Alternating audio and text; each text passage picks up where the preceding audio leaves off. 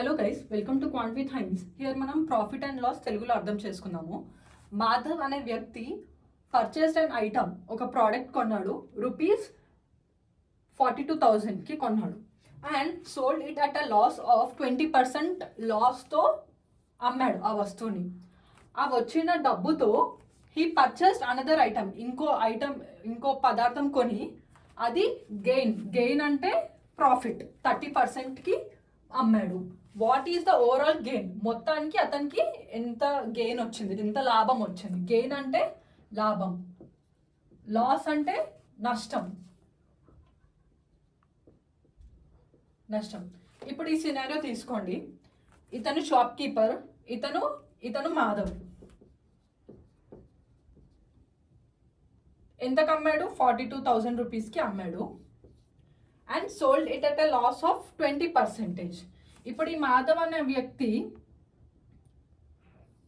20% loss, నష్టానికి అమ్మాడు.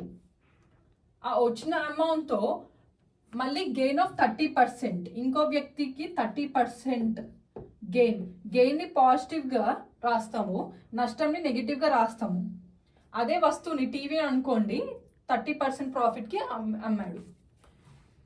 కాబట్టి ఎంత ప్రాఫిట్ ఆర్ గెయిన్ అతనికి వచ్చిందో కనుక్కోమంటున్నారు. దీన్ని మనం ఎలా అర్థం చేసుకోవాలి? X అనుకుందాము. కాస్ట్ మాధవ్ X కొనుక్కున్నాడు. ఫస్ట్ లాస్ ఎంత? మనకి A% అనుకుందాము. ఆ లాస్ వచ్చాక కొన్ని డబ్బులు వస్తాయి కదా, ఆ డబ్బులతోని ఇంకో వస్తువు కొన్నాడు, కొని ఇంకో వ్యక్తికి అమ్మాడు. గెయిన్ B% అనుకుందాము.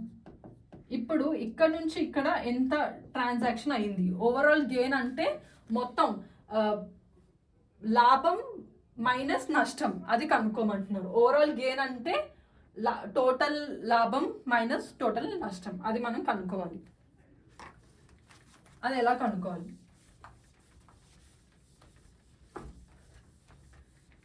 ఇక్కడ కాస్ట్ ప్రైస్ X ఫస్ట్ లాస్కి, ఇంతకి A% లాస్ అంటే ఎంతకు అమ్ముతాడో కనుక్కోవాలి. SP is X, cost price X, ఇది లాస్ A% అంటే 1 - A/100, ఇది SP1. మళ్ళీ ఇక్కడికి వచ్చేసరికి అదే B%ని పెంచి వాడు అమ్ముతున్నాడు. అంటే దీన్ని మనం, ఈ వాల్యూని B% ఇంక్రీజ్ చేయాలి. B% ఎలా ఇంక్రీజ్ చేస్తాము? X × 1 - A/100, ఇది ఒకటంతా మనం నెంబర్ అనుకుంటే దీన్ని B% పెంచాలంటే 1 + B/100. ఇది సెల్లింగ్ ప్రైస్ 2. ఇదేమో SP1, ఇది SP2. SP1 ఏమో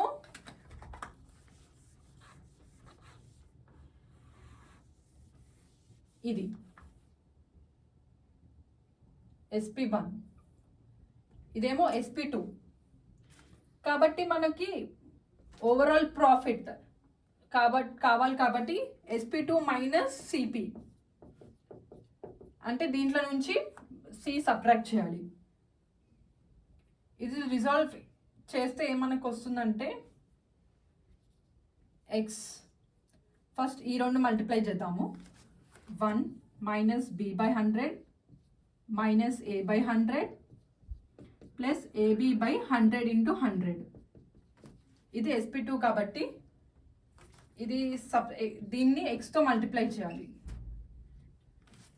X - XB/100 - XA/100 plus XAB/100 × 100. ఈ వచ్చిన వాల్యూని CP అంటే X అనుకున్నాం కాబట్టి సబ్ట్రాక్ట్ చేస్తే మనకి ఏ మిగులుతుంది?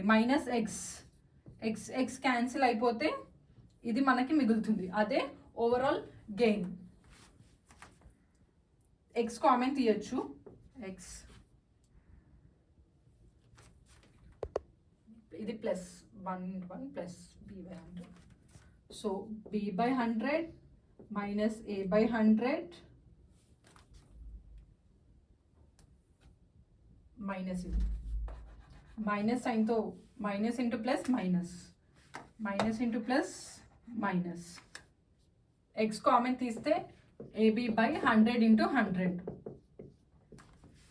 సో ఓవరాల్ని ఇలాగా మనం అనుకున్నాం. ఇది అప్లై చేయాలి ఫార్ములా.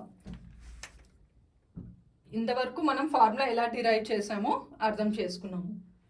ఇప్పుడు ఇది పర్సంటేజ్ కాన్సెప్ట్తో ఎలా అర్థం చేసుకోవాలి. సపోజ్ ఒక నెంబర్ ఎక్స్ ఉంది. ఫస్ట్ దాన్ని ఇప్పటి వరకు మనం ప్రాఫిట్ అండ్ లాస్తోని అర్థం చేసుకున్నాము. ఒక వ్యక్తి ఉన్నాడు, కాస్ట్ ప్రైస్ ఎక్స్కి కొనుక్కున్నాడు, లాస్కి అమ్మాడు. ఆ వచ్చిన డబ్బుతో మళ్ళీ ఇంకో వ్యక్తికి B% లాభంతో అమ్మాడు. ఓవరాల్ ఎంత అతనికి లాభం వచ్చింది కనుక్కున్నాం. ఇది ప్రాఫిట్ అండ్ లాస్ సమ్. ఇప్పుడు ఇదే సమ్ మనం నెంబర్తో ఎలా పర్సంటేజ్ కాన్సెప్ట్తో ఎలా అర్థం చేసుకుంటాం. ఎక్స్ అనే నెంబర్ ఉంది. ఫస్ట్ దాన్ని లాస్ A% బదులు A% తగ్గిద్దాం. తగ్గిన నెంబర్ని మళ్ళీ B% పెంచుదాము.